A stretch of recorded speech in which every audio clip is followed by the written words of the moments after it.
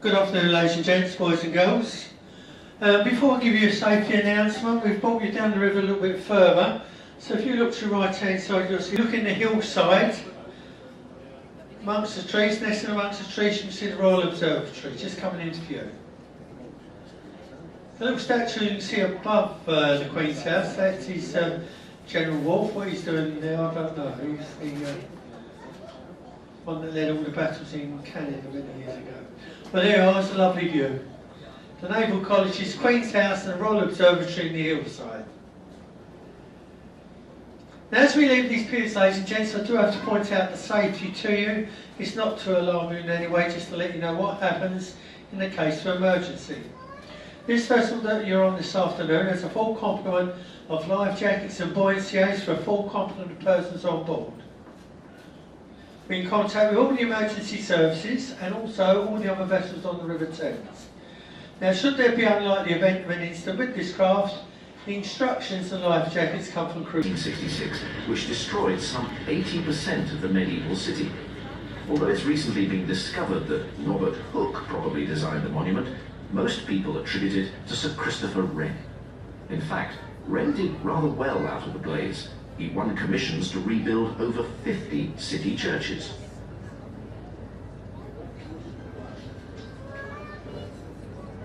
On our left, almost hidden amongst the buildings, is a small sailing ship. This is an exact replica of the Golden Hind, the ship in which Sir Francis Drake sailed round the world, returning in 1580. He was the first Englishman to make the journey, and did it almost by accident. He'd been raiding Spanish colonies on the west coast of America and couldn't find a way back to the Atlantic. So instead, he set off west across the Pacific and came home the long way round. Up on our right are the towers of Cannon Street Railway Station. The towers are survivors from the original station, built here in 1866.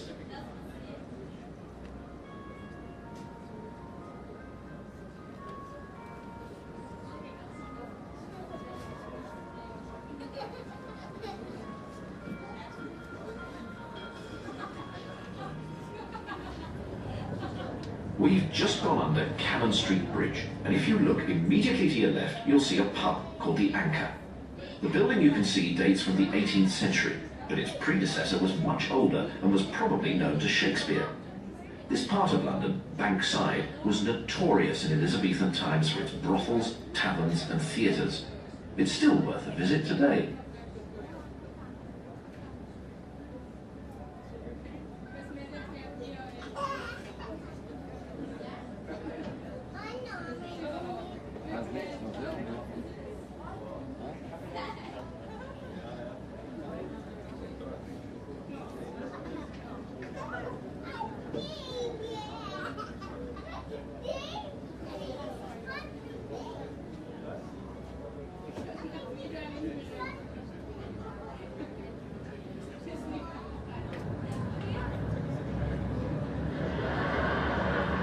On our left now is a white building with a thatched roof. This is Shakespeare's Globe Theatre, a favourite of this globe which recreate all the ambience of an Elizabethan theatre performance, except perhaps the smell of the audience. Across the Thames designed for pedestrians only. If you look right as we go underneath it, you'll see a fine view of St Paul's Cathedral. You can also see, underneath the bridge, the old steps leading down to the river. These are a reminder of the days when the only way across the river here was to walk down to its bank and take a boat across.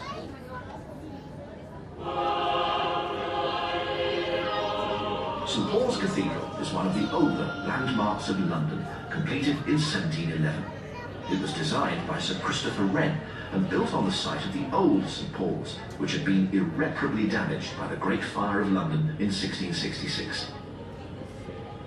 The great dome of the cathedral, second in size only to St Peter's in Rome, was designed originally to dominate the London skyline. Although it's since been joined by many other taller buildings, it's still a prominent and unmistakable landmark. On our left is one of the new landmarks of London, Tate Modern. Until 1980, this was an oil-fired power station, but has now been transformed into the world's largest modern art gallery. Tate Modern is impressive for its architecture alone. The sheer size of the main turbine hall has to be seen to be believed. But it also contains works by all the major artists of the 20th century and provides a suitably striking setting for modern art.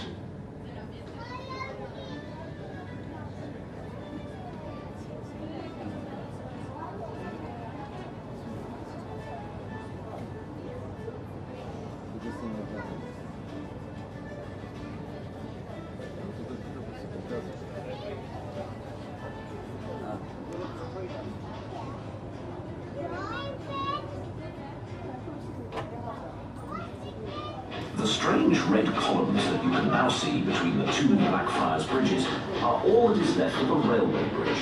The bridge was built in 1864 to take the Victorian London, Chatham and Dover Railway over the river. In 1923, however, the bridge was closed, having been superseded by a newer, larger bridge. It was eventually dismantled in 1984. It's possible that these columns were left in place because removing them would damage the foundations of the other nearby bridges. And who knows, one day they could even be used for a new pedestrian bridge across the river.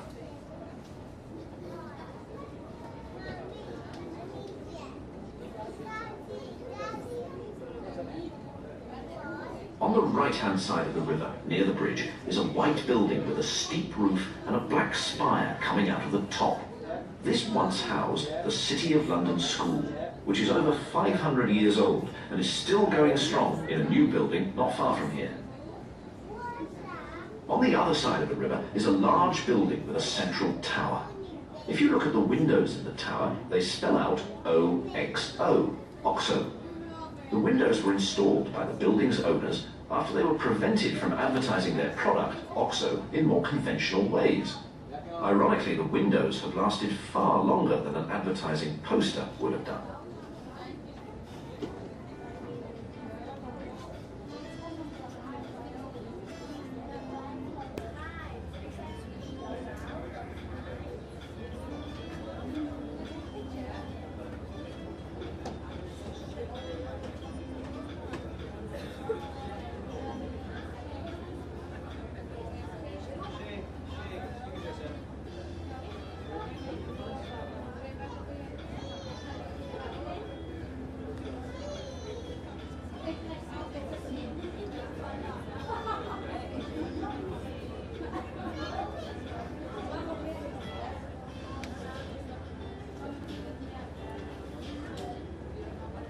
To our right, just by the road running along the river embankment, is a small arch guarded by a pair of silver dragons, or griffins. This marks the boundary between the city, the oldest part of London, which we're leaving behind us, and the relatively more modern western part of London. The city has always been fiercely independent, at one point even getting into a row with Queen Victoria about who owned the Thames. Coming up on either side of the river here, we have two strikingly different architectural styles. On the left is the 1970s concrete structure of the National Theatre, which has been likened to a multi-storey car park.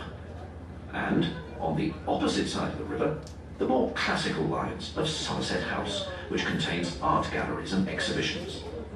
Somerset House also boasts a wonderful central courtyard with a skating rink in winter and a fountain in the summer. Until 2000, this courtyard was wasted as a car park for civil servants.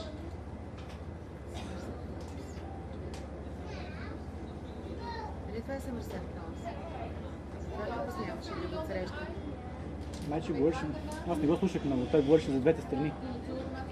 Не знам.